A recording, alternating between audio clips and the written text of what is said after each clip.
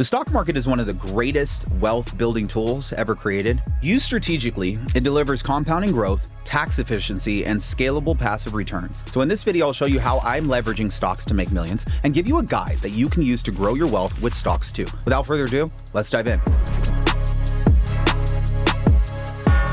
All right, guys, welcome back to my channel. We're gonna jump right in. Step number one is understanding why stocks are so powerful in the first place. Listen, the S&P 500 tracks 500 of the largest companies in the United States. You don't need me to tell you that, but this index returns around 8 to 12% every single year.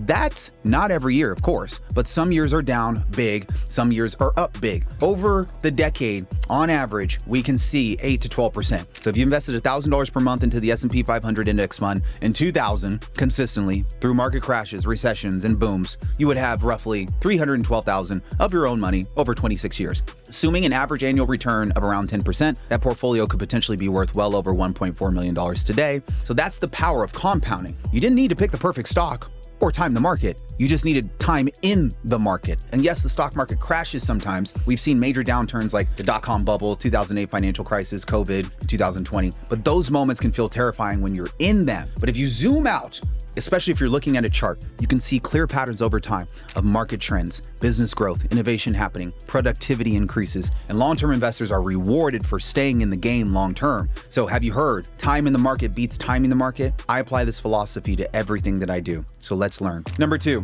I want you to know the advantage of index funds over individual stocks. In my opinion, broad-based index funds are superior for most people, especially beginners. When you buy an S&P 500 index, you're buying a small piece of 500 major companies all at once. You're instantly diversified. You're not betting your future on one CEO, one product, or one earnings report. You're betting on the overall strength of the American economy. That doesn't mean individual stocks are evil. It's perfectly fine to own a few high-quality blue-chip stocks like the Magnificent Seven. But for the majority of your portfolio, I strongly believe index funds should be the foundation. Now, this is not financial advice. This is education. They're low risk, they're tax efficient, and historically, they're very difficult to beat over long periods of time. That's actually a famous story that perfectly illustrates this point. Legendary investor Warren Buffett once bet $1 million that a simple S&P 500 index would outperform a portfolio of hedge funds over a 10-year period. The hedge funds were managed by highly paid professionals with teams of analysts and complex strategists, and guess what? Buffett won the bet. Yeah, in the 10-year period, he won. The simple low-cost index fund beat the sophisticated hedge fund managers, many of whom were betting on individual stocks, guys. That tells you something powerful about simplicity, discipline, and long-term costs over time. Remember that one. Before we move on, if you make at least multiple six figures and your tax strategy has not evolved, your income is being subject to overtaxation, there's a good chance you are overpaying, and my company Tax Alchemy would love to work with you to do something about it. We work with high-income earners just like you to implement sophisticated IRS-compliant tax strategies that can legally reduce your tax bill by 50, 80, even 100% if you follow the rules correctly. If you want to find out what that could look like for you, click the link in the description below. We'd be more than happy to schedule a call with you to go over the options that you have available. Now back to this video.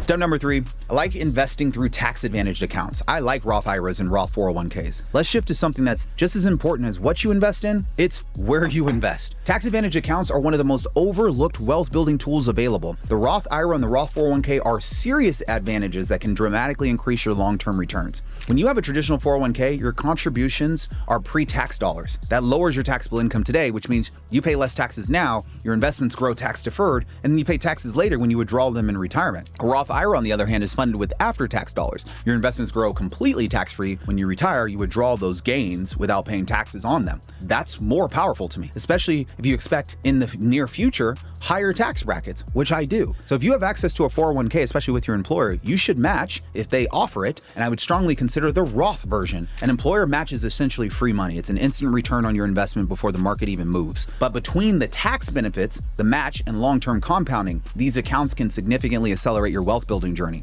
Maxing out my Roth retirement accounts is one of the ways in which I'm making millions in the market right now. Another great thing about retirement accounts is 401ks and IRAs are extremely simple. If your employer offers a 401k, all you have to do is let them know you want one, and you can set up an account and make a contribution. Setting up an IRA is extremely simple too. Most major investing platforms will offer one. Just remember, if you withdraw from these retirement accounts early, you will be hit with a penalty fee, and you will pay taxes on the amount. Step number 4, reinvest dividends. Many companies in the S&P 500 pay dividends, which are small cash payments distributed to shareholders like you and I. time. When you reinvest those dividends instead of spending them, guess what you're doing? Compounding. Those additional shares generate their own dividends. That adds compounding. A snowball effect starts to happen, and over long periods of time, dividend reinvestments can account for a substantial portion of your total market returns. It may not feel exciting in the short term, you might only see a few pennies or a few dollars, but over decades, those reinvested dividends dramatically start to increase in size and hopefully make up a good amount of your portfolio. It's like planting seeds that eventually grow later. Now, the beauty of modern brokerage accounts is that you can automatically automate this process. You can turn on dividend reinvestment and just let it run in the background. No emotion, no overthinking, just systematic growth every year. Step number 5, budget your investments correctly. All of this sounds great in theory, but it only works if you're disciplined. That means you have to create room in your budget. Investing isn't something you do when you have extra money. It's something you prioritize, just like your rent, your mortgage, and your groceries. It needs to be a line item in your financial life. Consistency is more important than intensity. You don't need to invest $10,000 every single month to build wealth. If all you can afford is $200 or $500 a month, guess what? That's where you start. Non-negotiable. Set up automatic transfers, remove the temptation to time the market, and the longer your money is invested, the harder it works for you. It's that simple. Even small contributions over decades can grow into significant wealth that compounds. Also, understand that volatility is normal. The market will go up and down. If you stare at your bank account or you stare at your 401k, it's going to make you nervous and emotional. I highly recommend you don't do it. Consistent investing is what you need to do. That mindset shift is crucial for long-term success. And remember, investing is a marathon. It's not a sprint. So patience is going to be your most powerful tool. Celebrate consistency, not short-term gains. You're in it for the long haul. Step number 6,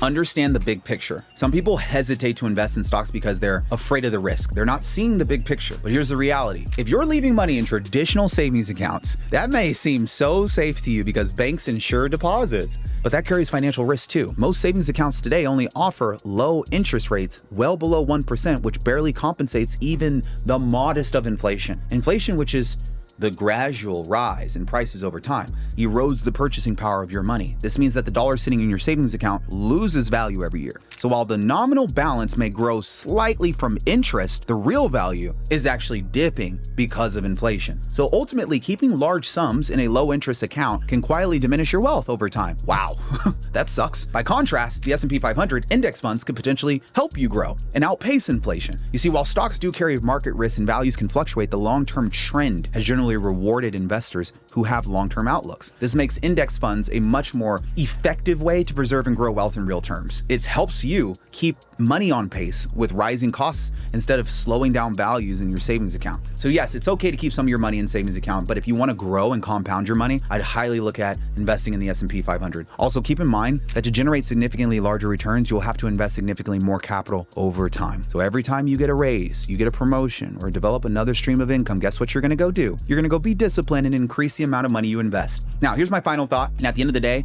whatever you choose to do is whatever you choose to do with your money. That's perfectly fine to me. But wealth doesn't require perfection. It requires consistency, it requires patience, and it requires discipline. Stocks are an incredible wealth building tool, but if you pair them with real estate, leveraged tax advantaged accounts, reinvested dividends, and you stay consistent with contributions, over time, the results can be life-changing. Investing in stocks is just one of the ways that I have personally built wealth. But if you want to learn how to build tax-free wealth by doing real estate investing, and watch this video right here. It talks a little bit about how me and my wife have done it. As always, don't forget to like, comment, and subscribe. I'm here to help you save more money. Also, if you want to hear more about Warren Buffett and what he had to say on stocks and real estate, I'll post a video of that right here. Be sure to check it out. Thank you guys so much. If you're somebody that wants to do tax planning with our firm, feel free to click on the links to schedule a call with our tax strategy team if you are making over $500,000 in business income in the year or W-2 income. Thank you guys so much for watching. We look forward to helping you save more money. We'll see you on the next video. Cheers.